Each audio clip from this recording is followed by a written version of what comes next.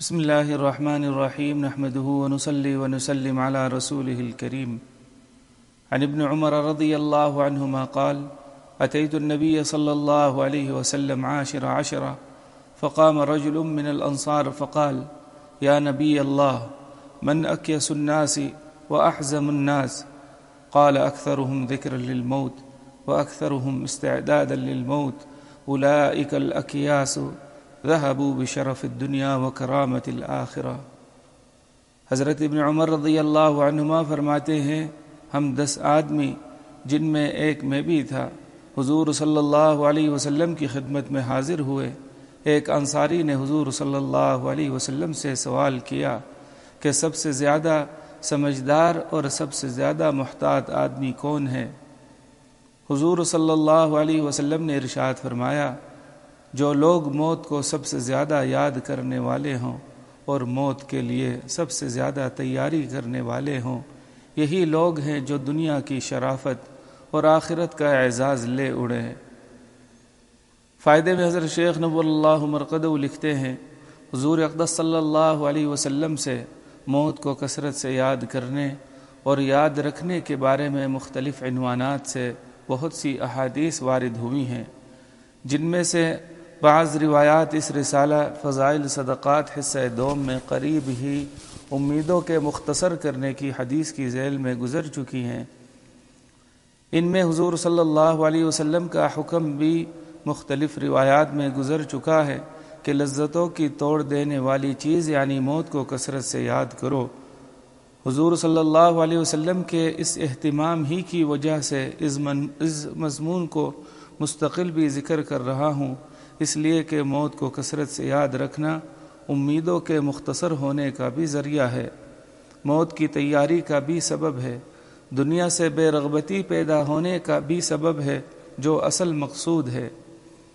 مال کو جمع کر کے بیکار چھوڑ جانے سے بھی روکنے والا ہے،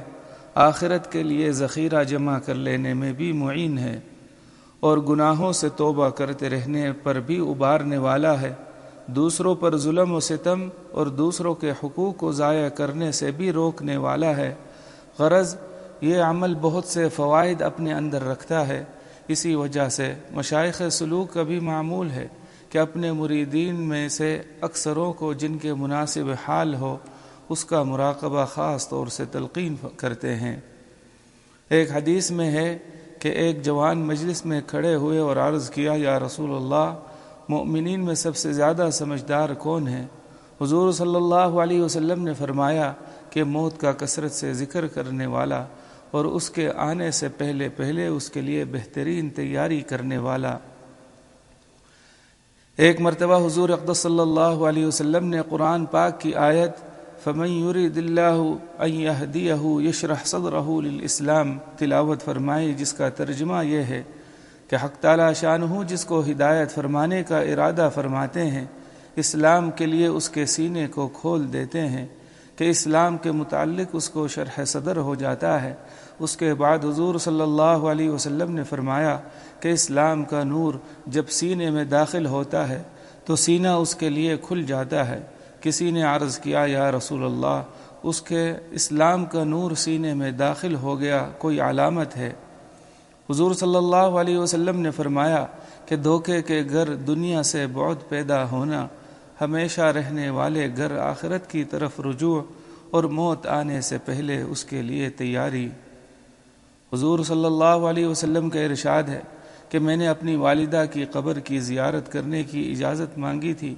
مجھے اس کی زیارت کی اجازت مل گئی، تم لوگ قبرستان جایا کرو اس لیے کہ یہ چیز موت کو یاد دلاتی ہے۔ ایک اور حدیث میں ہے کہ اس سے عبرت ہوتی ہے، ایک اور حدیث میں ہے